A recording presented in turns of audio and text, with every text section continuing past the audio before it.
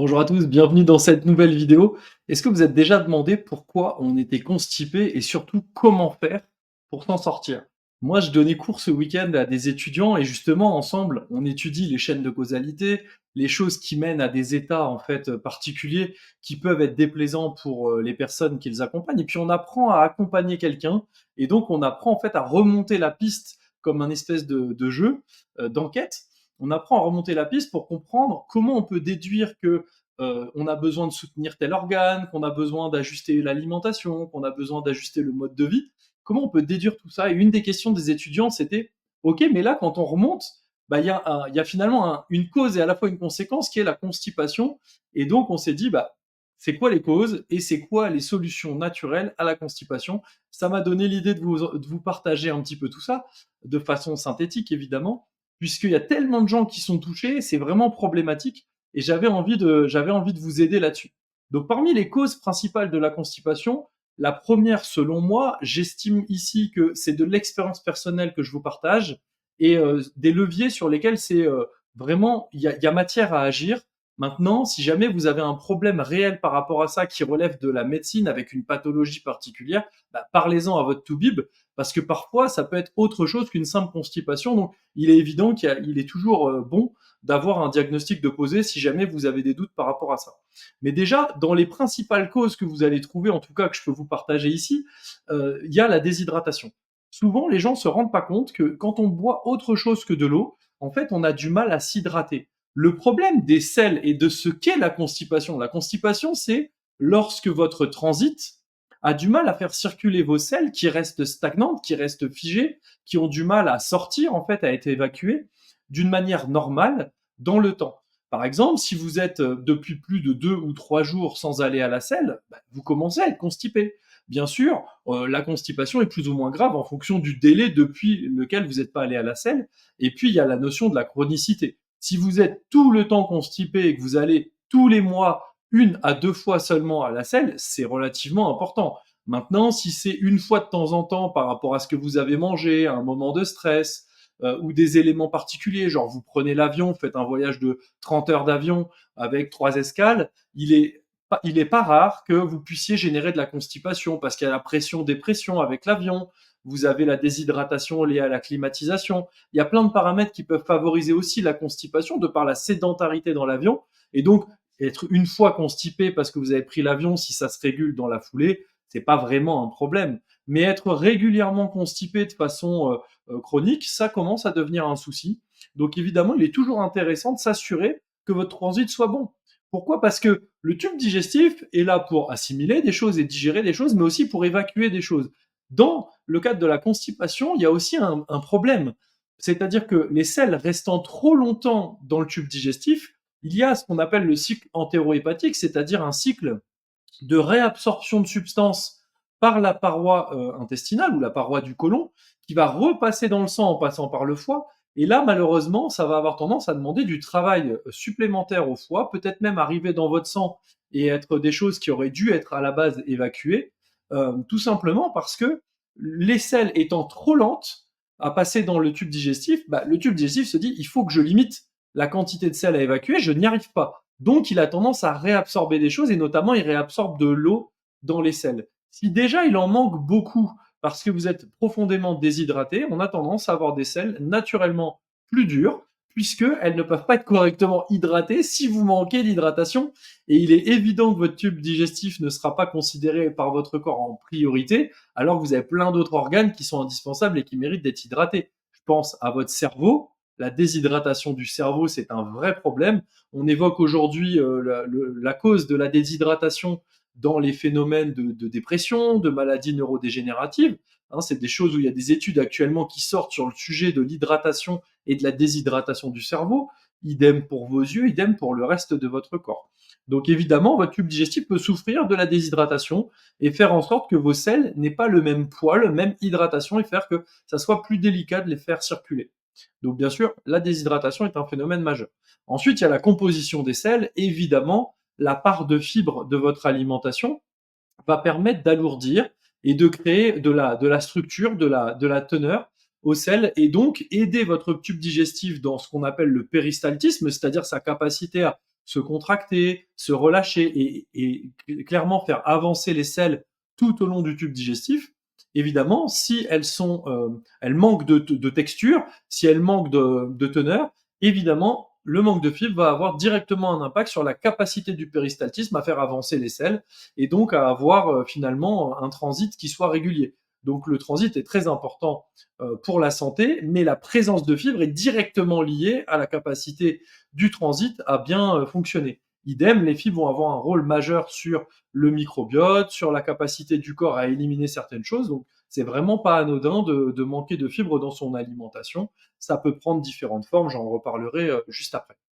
Après, on a un gros phénomène aussi qui est lié notamment ces dernières années à l'arrivée du télétravail et à pas mal de phénomènes de vie, notamment post-pandémiques, c'est la sédentarité. Quand on manque d'activité physique, quand on manque de mouvement, qu'on est très sédentaire, notamment qu'on est assis, qu'on est un peu plié sur soi-même, on a tendance à moins bien stimuler notre système nerveux, on a tendance en fait à avoir un peu une sorte de ralentissement du système nerveux neurovégétatif, c'est-à-dire celui qui s'occupe de la partie digestive. Et donc, très souvent, ça peut mener à des phases accrues, en fait, de constipation. Disons, ça, dans le faisceau de facteurs favorisants, il va y avoir la sédentarité et le manque d'exercice physique. Parce qu'être sédentaire, c'est ne pas être en mouvement. Le manque d'exercice physique, c'est vraiment ne pas faire de sport et ne pas trop bouger, en plus du fait d'être naturellement présent, voilà, au niveau de chez soi, de pas trop bouger. Par exemple, si vous prenez jamais les escaliers, si vous marchez jamais jusqu'à nulle part, vous êtes tout le temps en train de prendre des transports en commun, etc., vous êtes finalement moins en mouvement, même si vous sortez de chez vous. Et si en plus vous sortez pas de chez vous et que vous êtes très sédentaire, bon bah là évidemment vous avez une sorte de combo gagnant. Entre autres, ce que ça va créer, c'est lié au phénomène de la respiration dite thoracique, c'est-à-dire une respiration plutôt par le haut du thorax, notamment une respiration qu'on va avoir quand on est plutôt en état de stress, qu'on est très speed, qu'on doit faire beaucoup de choses, qu'on pense à beaucoup de choses. On a tendance, quand on n'est pas bien détendu, à respirer par le haut du thorax. Bon, ça a plein de conséquences sur le fait de nous faire voûter, de tirer dans notre colonne vertébrale, de donner mal au dos, des choses comme ça. Mais ça a surtout comme conséquence que quand je respire en haut comme ça, bah, je respire pas par le ventre. C'est-à-dire, quand j'inspire par le ventre, je descends mon diaphragme. Et quand je descends mon diaphragme, je masse mes organes digestifs. Je masse mon système lymphatique qui se passe au niveau de mon abdomen, entre autres. Je masse également mon foie qui va pouvoir sécréter des choses au niveau de la bile, notamment, qui a un rôle direct sur le transit. J'en reparlerai juste après. Donc tout ça, ça va être défavorable à un bon transit, de par une respiration de stress plutôt haute. Donc le simple fait de prendre un temps par moment, certes on bouge, on a du mouvement, on évite la sédentarité, mais on prend aussi un temps pour respirer. On prend un temps pour se relaxer et pour essayer de respirer vraiment par le ventre. Vous verrez si vous avez des tensions à droite à gauche dans votre corps, le simple fait d'inspirer par le nez et non pas par la bouche, et de laisser descendre en gonflant le ventre pour que le diaphragme puisse vraiment descendre et masser les organes digestifs, tout simplement, vous allez avoir au fur et à mesure des respirations, des mouvements respiratoires, vous allez avoir un relâchement de certaines tensions, notamment dans le dos, de par l'endroit où ce qu'on appelle les accroches du diaphragme se fixent directement sur les vertèbres thoraciques. Et là, on a vraiment des répercussions majeures hein, sur certaines tensions qu'on peut avoir dans le corps et aussi au niveau digestif. Évidemment, c'est pas en se mettant à respirer correctement que tout de suite on interrompt une constipation. On est bien d'accord par rapport à ça. Un autre point parmi les causes, et je m'arrêterai là parce que c'est vraiment les causes majeures, j'avais envie que vous ayez en tête des choses qui soient comme des automatismes. Nous, dans les cours, on approfondit. Bien sûr, si vous avez envie de creuser beaucoup plus, vous pouvez faire une séance et trouver un des praticiens naturopathes certifiés par notre école, hein, Pranatena, y compris peut-être des conseillers qu'on nous on appelle conseillers en hygiène de vie, donc qui ont été certifiés déjà des premières années de formation et qui sont largement habilités à accompagner des personnes pour les aider à travailler sur ces paramètres hein, favorisant un transit normal. C'est-à-dire, on n'est pas des gens qui traitent la constipation, on veut juste mettre le corps dans un état normal qui lui-même fait qu'il n'y a pas de constipation puisqu'il a un transit normal. Dans un état normal, le corps a un transit totalement normal. Si vous voulez trouver un praticien par rapport à ça, je vous mets sous la vidéo directement une petite notice comment faire pour trouver le praticien qui va bien, qui a été formé notamment dans notre école, ou si vous avez envie de me consulter pour faire une séance avec moi en particulier, pareil, je vous mettrai toutes les informations relatives à ça. Donc, si vous voulez, la dernière cause majeure, et ensuite je passe aux solutions naturelles, c'est alors certains diront la carence protéique. Pour moi, c'est un abus de langage parce que quand on dit carence protéique, c'est pas assez précis. On a tendance à penser qu'il manque des protéines dans l'alimentation et bien souvent, c'est pas forcément le cas. Donc on dit: «Ah bah non, ça peut pas être ça, je mange des protéines, animales, végétales, ça peut pas être ça». C'est vrai, mais il peut y avoir aussi une difficulté de votre corps à digérer les protéines, à assimiler les protéines, à fragmenter les protéines, puisqu'à la base, quand je prends de la viande, c'est pas juste des protéines, c'est un morceau de viande. Donc il faut bien le fragmenter très très fort en petits fragments qui vont ensuite être capables d'être assimilés et d'être reconstitués dans l'organisme, de servir à fabriquer en fait d'autres choses.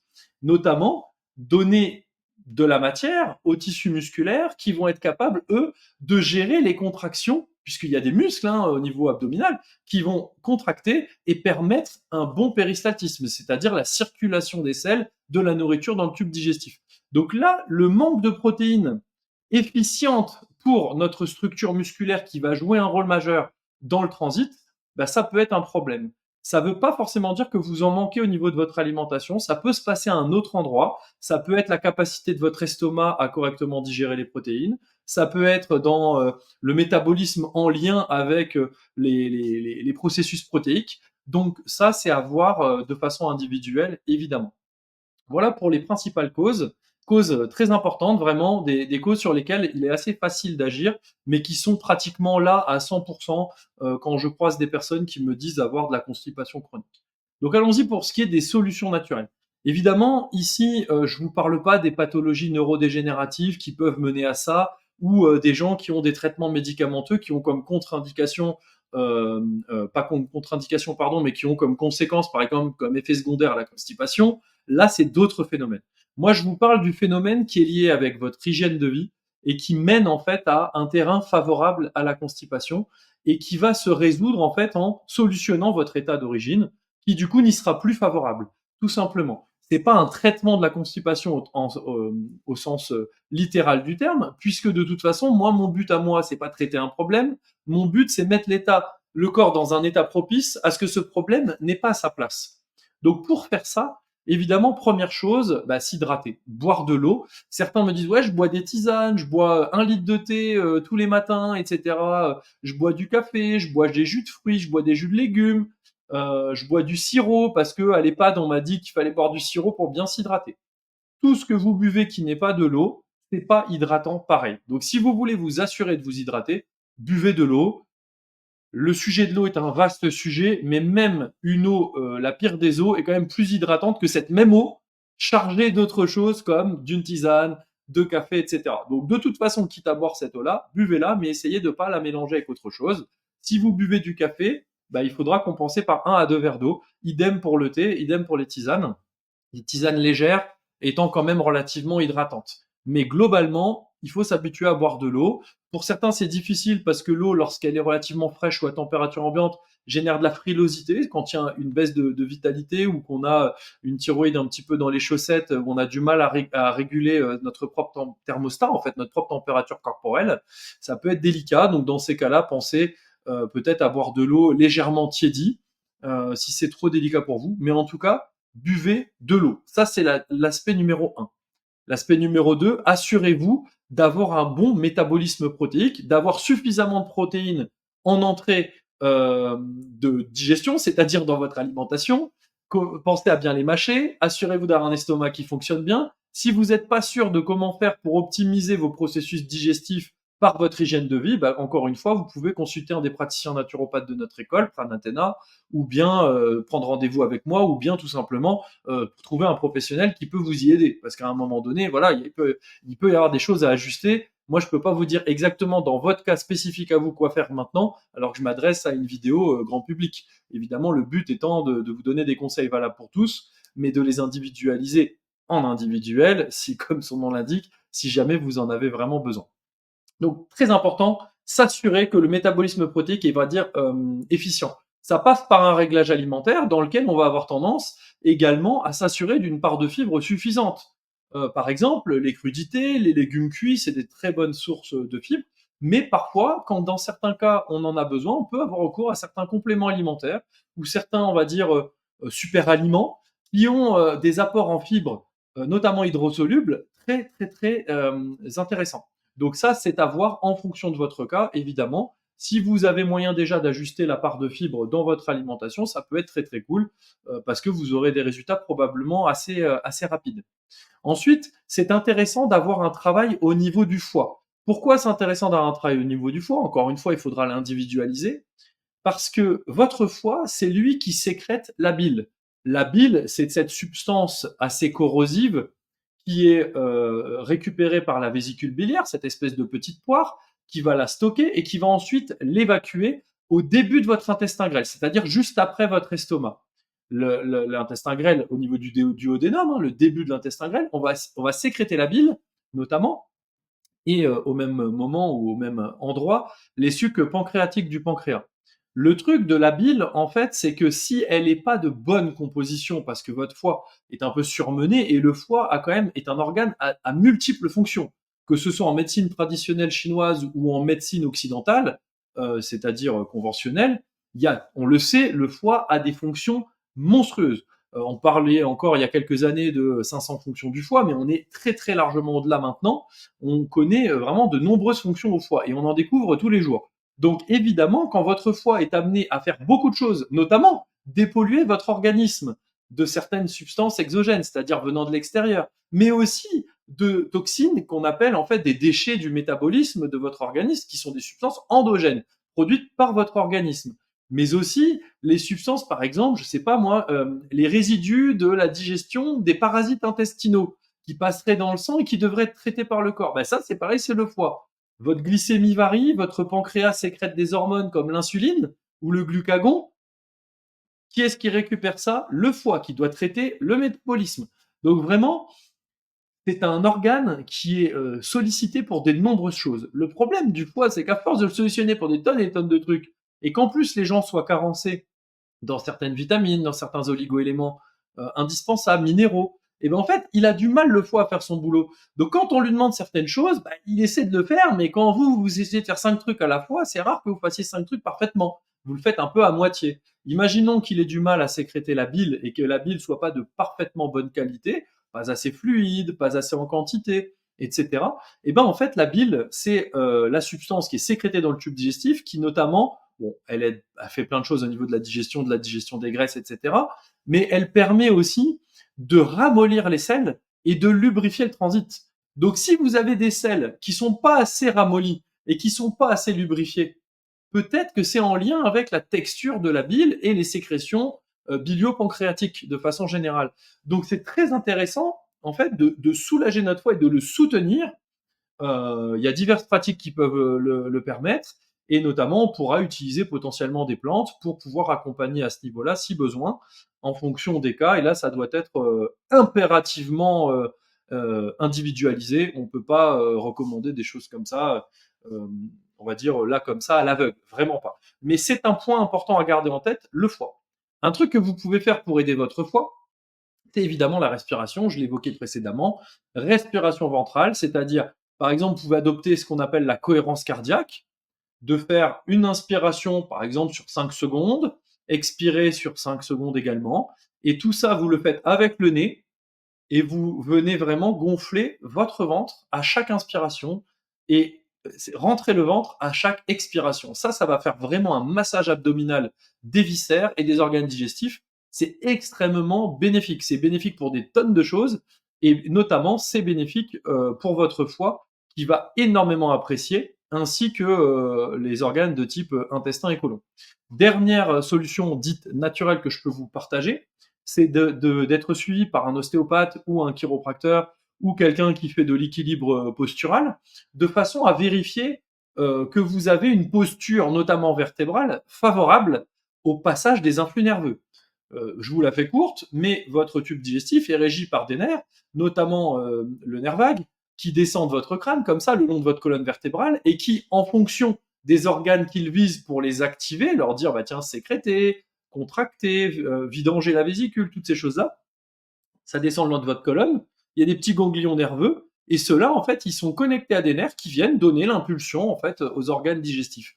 Le problème de ces nerfs, c'est que les ganglions nerveux en adéquation avec ces nerfs notamment, bah, ils sont bien emmerdés quand vous avez la colonne qui est pas droite, que vous avez des tensions musculaires de partout, que vous êtes voûté, que vous êtes tout ça. Donc des fois, ça nécessite un travail avec un ostéopathe, notamment un ostéopathe qui fait, c'est toujours intéressant, un ostéopathe qui va faire non pas seulement du structurel, c'est-à-dire l'aspect de la structure ostéomusculaire, mais plus aussi du viscéral, parce que quand vous avez l'objectif de travailler directement sur des viscères, c'est-à-dire tube digestif, foie, etc., rate, bon, ben là, évidemment, s'il a conscience de l'impact viscéral, il va pouvoir encore mieux travailler sur vos ganglions nerveux, sur votre colonne vertébrale, sur votre posture et on va dire les différentes tensions musculaires ou ligamentaires que vous pouvez avoir à droite à gauche, mais il peut aussi travailler directement sur vos viscères si jamais il y avait des endroits où c'était un petit peu coincé. J'espère que ça vous aura intéressé. Encore une fois, n'hésitez pas à consulter un praticien en naturopathie et on en a des très bons formés dans l'école, donc vous pouvez vous renseigner. Je vous mets toute la petite procédure pour les trouver dans la description de la vidéo. Et puis jusqu'à ma prochaine vidéo, je vous dis portez-vous bien, continuez à croire en vos rêves. Partagez cette vidéo si vous connaissez des personnes constipées qui galèrent. Et puis je vous dis à très vite les amis. Bye tout le monde.